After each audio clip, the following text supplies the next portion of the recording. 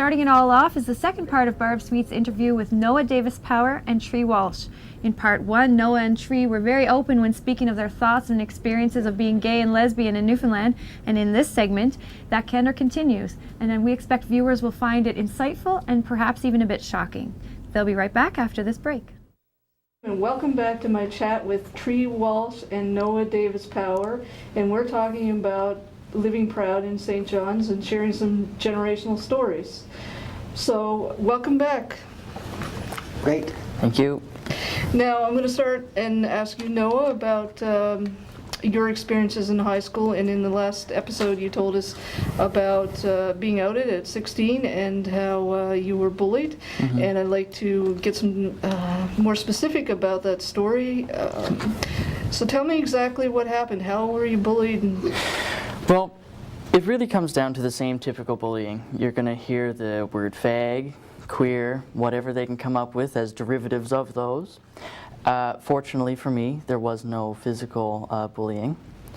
But it really comes back to me where I used to sit in classrooms where teachers were there, they were at the board teaching through their lectures, through our exercise periods, where they would hear people call me a fag.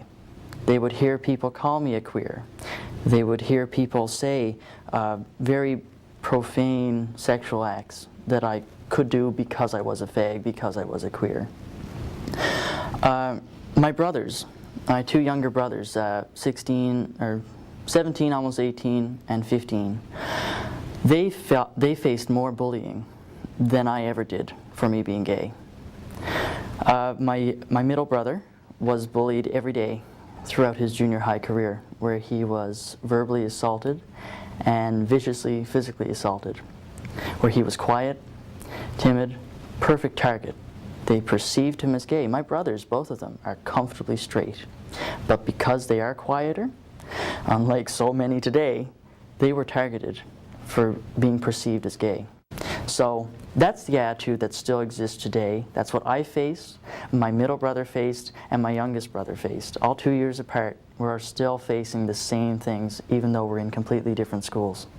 Well, you know, bullying seems to have gotten a heck of a lot more vicious in schools because of social media, and it targets not only gays and lesbians and everyone in that group, but any kid who's different. And you would like to think that advocacy over the years should have made things better. So, why do you think it's not worked? It's not worked because people don't want to talk about it. It's one of those topics that people find is still taboo, and because of that, it's allowed these thoughts to perpetuate and just fester. Now, Tree, I know you weren't out in high school. You didn't realize in high school, but it was a whole different time. What Noah has told us seems like a story that you should be sitting there telling us. What do you think it would have been like if you had been out in high school? Because you went to high school here in St. John's. Yeah, I did, and there were no gay people. There was a gay man who worked for my father, and there was a gay letter carrier that everybody talked about. But there were, they were just the subject of some ridicule. Often, my mother worked in the food service industry. She worked with tons of gay men who are waiters, maitre d's, and great buddies with them all. But you wouldn't invite them to your house, that kind of thing, At high school, I mean, if you had come out then, how do you think your friends would have reacted? Oh my God, everybody would have freaked, I think, because nobody was gay, nobody was out, it wasn't even talked about, It was just the concept of that bullying, I guess, I don't know. Catholic high school, maybe we just didn't go there. Yeah. Well, of a certain generation, as a teenager, probably 20, 30, 40 years ago and beyond, you're programmed to live a certain way, programmed to live a straight life, programmed to follow that path in life.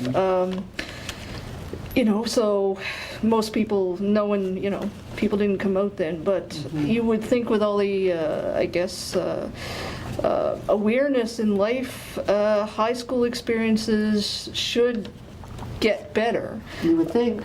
But are we not programmed to still live the same way?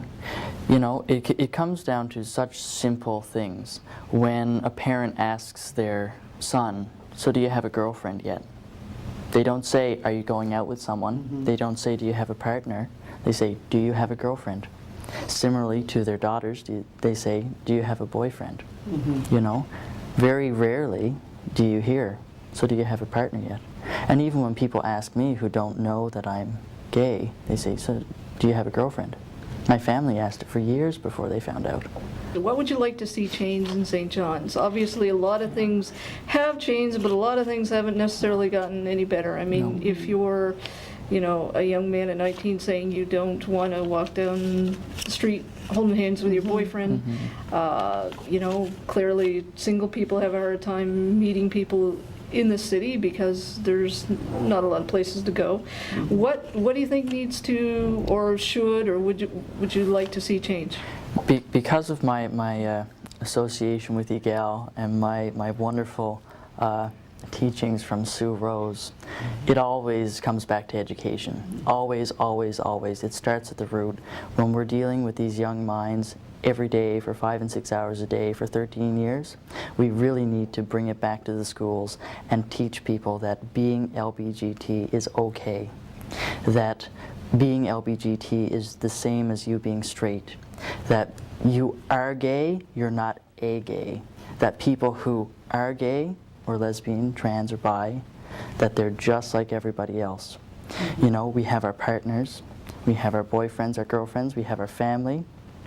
We go to work, we come home and make supper, we go to bed and we do it all the next day, just like a straight couple would.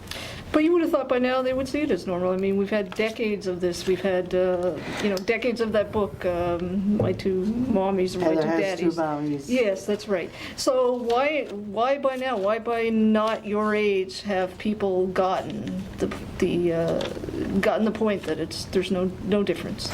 As much money as EGAL can raise, as much money as Pride can raise, religious organizations can blow us out of the water in a week. So when we still have groups that are legally allowed to profess their anti-gay speech, you know, it still has an impact. Media is media, if it's coming from EGAL or if it's coming from a church pulpit. I get my inspiration from talking with Tree, from looking back at all these people who have sacrificed so much, and these people have sacrificed, let me tell you, their lives, limbs, everything. So it's Tree and people like Jerry Rogers and Sue Rose who have given everything they've got. They've devoted their lives to making it better for young people like me so that I can sit here with you and we can talk about it and where it needs to go. Right. Then it should be better for you. Now, is it better for you at MUN? It's certainly better for me at MUN, and at university no one cares anyway. Well, this has been a riveting discussion, and it's gone by incredibly fast, so I really appreciate you joining us. It's great to have the opportunity. Really appreciate it. And I guess in a couple months, it'll be Happy Pride. Yes, it certainly will be, and everybody should go out and attend. Make sure you're wearing all your rainbow colors. Here, here. Thank you.